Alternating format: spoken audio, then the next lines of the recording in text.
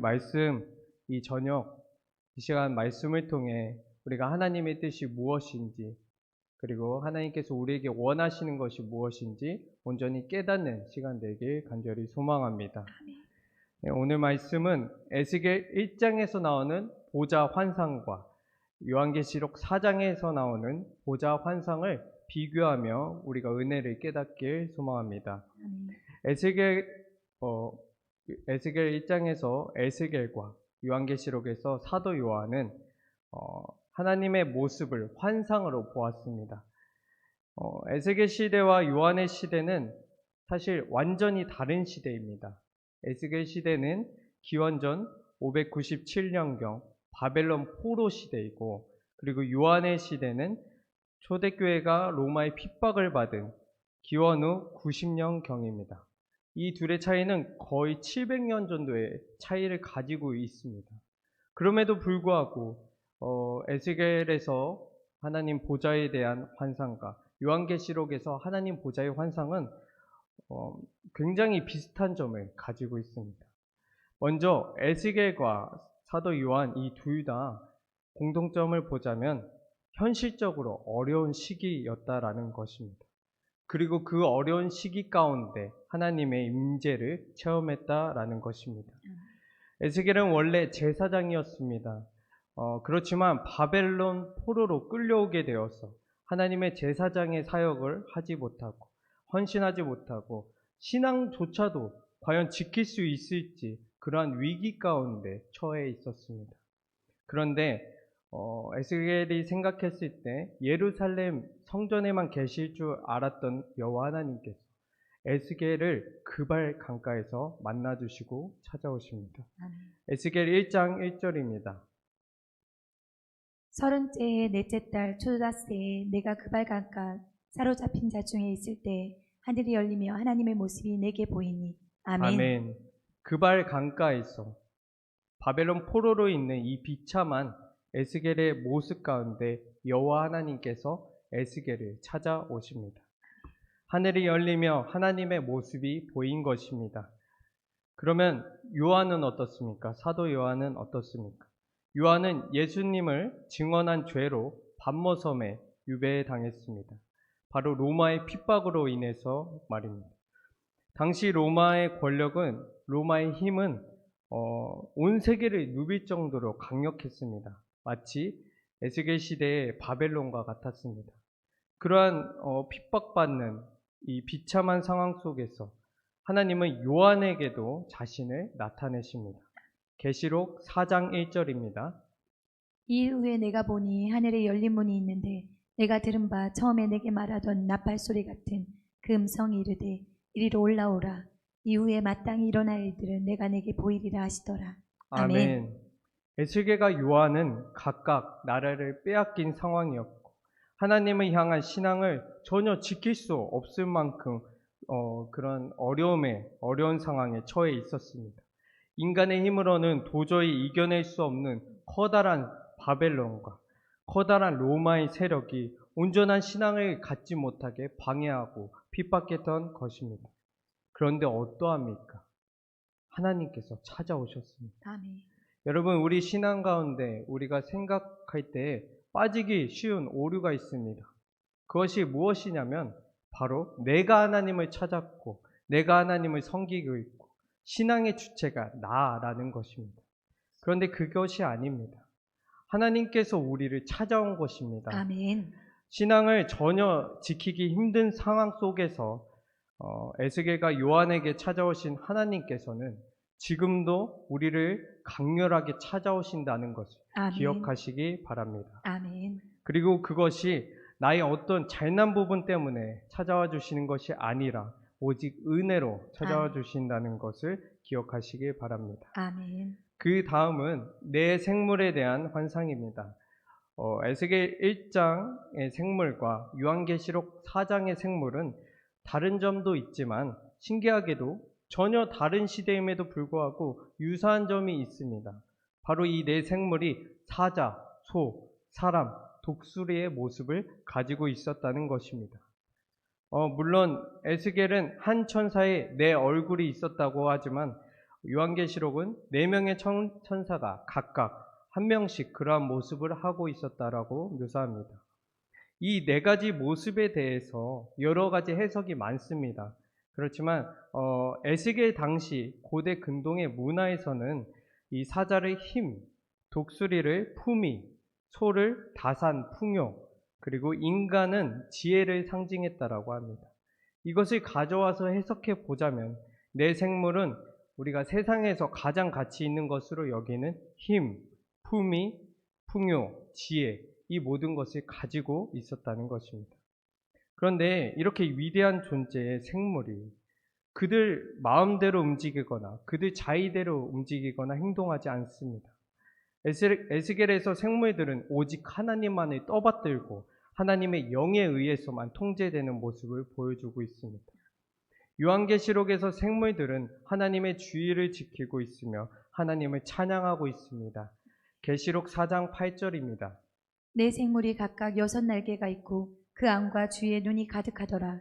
그들이 밤낮 쉬지 않고 이르기를 거룩하다 거룩하다 거룩하다 주 하나님 곧 전능하신 이여 전에도 계셨고 이제도 계시고 장차 오실 자라 하고. 아멘. 아멘. 우리가 세상에서 가장 가치 있는 것으로 여길 수 있는 힘, 품위, 풍요, 지혜를 모두 가지고 있는 이 네 생물은 사람과 다르게, 인간과 다르게는 좀 더 높은 차원의 위대한 존재입니다. 그런데 이 위대한 존재인 생물들은 하나님 앞에서는 작은 존재입니다.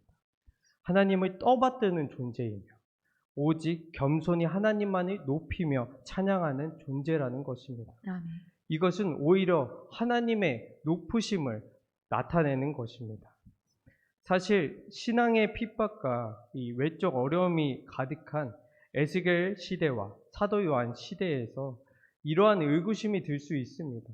과연 하나님은 여전히 전지전능하시며 여전히 가장 높으시고 위대하신가? 이러한 고민이 있었을 것입니다.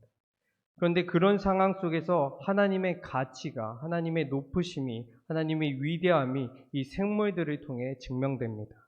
하나님은 무엇보다도 어떤 존재보다도 높으신 분이시며 아멘. 여전히 홀로 찬양받기 마땅한 분이시라는 것입니다. 아멘. 우리의 시대도 한번 생각해 볼 수 있습니다. 저는 우리의 시대를 복음의 홍수의 시대라고 생각합니다. TV에서 기독교 방송이나 설교를 쉽게 찾아볼 수 있고 유튜브로 언제든지 좋은 설교와 예배도 우리가 볼 수 있습니다. 그러나 이 복음이 너무 접하기 쉬운 나머지 점점 복음의 가치가 당연시되고 그리고 복음을 가볍게 생각하는 모습이 있습니다. 그러나 그 복음을 가볍게 생각한다라고 해서 우리가 하나님의 인식이 우리가 사회에서 정말로 그냥 하나의 종교로서만 생각한다라고 해서 하나님의 가치가 떨어진다는 것이 아닙니다. 에스겔 시대에서도 요한의 시대에서도 지금의 우리 시대에서도 변함없이 하나님은 가장 높으시고 찬양받기 마땅하신 분이시라는 것입니다. 아멘. 하나님은 어느 시대나 동일하시며 모든 것 위에 뛰어나신 분이십니다. 아멘. 마지막으로 우리 보좌의 모습을 살펴보겠습니다. 에스겔과 계시록의 보좌의 모습은 공통점이 있습니다. 바로 보좌를 두르고 있는 불과 무지개와 광채 그리고 여러 가지 보석들입니다. 이는 굉장히 시각적인 묘사들입니다. 눈에 보이게 광채, 반짝반짝거리고 여러 가지 색깔들로 표현되는 것은 굉장히 시각적인 묘사들입니다. 이는 말로 다 형언할 수 없는 여러 광채로 하나님의 모습을 묘사하는 것입니다. 이렇게 하나님을 빛으로 묘사하는 것은 에스겔 시대와 요한의 시대와 같은 어둡고 암담한 이 어두운 시대 가운데 하나님께서 빛 되신다는 메시지가 담겨 있습니다. 이는 요한복음 1장에 예수 그리스도가 빛으로 묘사된 것과 같은 맥락입니다. 빛에는 여러 가지 효과들이 있습니다. 먼저 빛은 숨겨진 것들, 감추어진 것들을 들추어냅니다. 우리가 방에 커튼을 치고 불을 끄면 그 방에 어떤 물건들이 있는지 어두워서 볼 수가 없습니다. 그러나 빛을 비추게 되면 어떻게 됩니까? 그 방 안에 어떤 물건들이 그리고 어떤 것들이 있는지 우리가 알 수 있게 됩니다. 그런 것처럼 빛은 세상에 감추인 민낯과 그리고 숨겨진 죄악들을 밝히고 진리가 무엇인지 참된 선이 무엇인지 밝혀주는 역할을 합니다. 아멘. 하나님께서도 오늘의 시대 가운데 빛을 비추고 계십니다. 아멘. 형식적이고 사람들에게 보이는 그러한 신앙에 대해서 하나님은 그러한 감추어진 마음들에 대해서 들추어내시고 경고하십니다. 우리는 무엇보다도 빛 대신 하나님 앞에 진실함과 솔직함 그리고 나의 모든 것을 고백하며 나아가야 합니다. 아멘. 그리고 빛은 생명입니다. 요한복음 1장 4절에 보면 그 안에 생명이 있었으니 이 생명은 사람들의 빛이라. 아멘. 빛을 생명이라고 표현합니다. 여러분, 하나님께서 빛으로 오시는 것은 우리의 죄악을 다 밝히고 심판하려 하심도 있겠지만 그보다 먼저 생명과 구원을 주려 하신 것입니다. 아멘. 요한복음 12장 46절에서 48절을 보면 나는 빛으로 세상에 왔나니 내가 온 것은 세상을 심판하려 함이 아니요 세상을 구원하려 함이로다. 아멘. 우리가 믿지 않으면 결국에 마지막 날에 심판을 받겠지만 하나님께서 중점으로 두시는 것은 심판보다도 구원입니다. 심판과 멸망 이전에 구원과 생명을 꼭 주시길 원하신다는 것입니다. 아멘. 그래서 빛으로 생명으로 오셨다는 것입니다. 여러분, 우리는 빛 대신 하나님의 모습을 기억해야 합니다. 아멘. 우리를 구원하시기 위해 생명의 빛을 비추는 하나님을 기억해야 합니다. 에스겔 시대에서도 사도 요한 시대에서도 그 처참한 상황 가운데 하나님은 이 환상으로 다시금 하나님에 대한 믿음과 소망을 잃어버리지 않게 그리고 회복시켜 주셨습니다. 아멘. 저는 오늘날의 시대를 생각해 볼 때 전혀 예수님 믿기 좋은 시대라고 여겨지지 않습니다.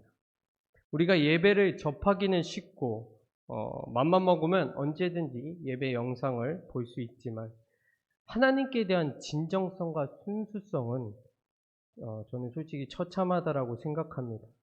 우리는 과연 목숨까지 걸고 자신의 소유를 모두 나눴던 초대교회 모습들처럼 신앙의 진실성과 순수성을 여전히 갖고 계십니까? 여전히 우리 삶에서 복음의 가치가 항상 우리 가운데 감격으로 다가옵니까? 참 그러기 어려운 시대이기도 하고 우리의 마음도 강팍한 시대입니다. 사탄은 에스겔 시대와 사도 요한 시대의 극심한 핍박으로 그들을 공격했고 신앙인들을 무너지게 했습니다. 그런데 지금 우리 시대에 사탄은 어떻게 역사합니까? 우리의 마음들을 편안하게 합니다. 그리고 적당한 신앙생활로 유혹하고 있습니다.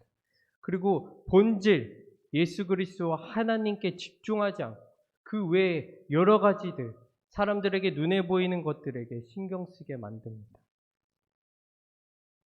그리고 우리 예전에 초대교회와 같은 그런 뜨거운 마음이 우리 가운데 있는지 우리는 돌아보아야 할 것입니다. 어쨌든 우리는 형식적인 종교생활을 하기 때문입니다. 어쩌면 교회 핍박 시대보다도 하나님께서 찾으시는 그 예배자, 그 한 사람, 다윗과 같은 하나님 마음에 합한 사람이 지금 시대에 더 찾아보기 어려울 수도 있습니다. 그런 상황 가운데 오늘 하나님께서 우리에게 어떻게 말씀하십니까? 먼저 찾아오신다고 말씀하십니다. 아멘. 에스겔과 요한의 시대와 같이 사람이 먼저 하나님을 찾고 하나님을 끌어당기는 것이 아니라 하나님께서 먼저 찾아오신다는 것입니다. 아멘. 우리가 그 음성을 듣고 하나님 앞에 나아가는 우리 모두가 되길 소망합니다. 아멘. 그리고 하나님의 가치가 지금 우리 시대는 마치 선택할 수 있는 종교라는 것으로 하나님의 가치가 굉장히 하락되어 있습니다. 그렇지만 그럼에도 불구하고 하나님의 가치는 변하지 않습니다. 아멘. 여전히 높으시고 위대하시며 홀로 찬양받기 합당하신 분이십니다. 아멘. 마지막으로 하나님을 향해 온 마음을 다하는 순수한 신앙을 지금 찾아보기 힘든 어두운 시대입니다. 그러나 이 어두운 시대에도 하나님은 우리의 빛 되신다는 것을 기억합시다. 아멘. 그래서 이 어두운 시대 가운데서도 믿음과 소망을 품고 담대히 세상 가운데 나아가는 우리 모두가 되기 주님의 이름으로 축복합니다. 아멘. 기도하겠습니다.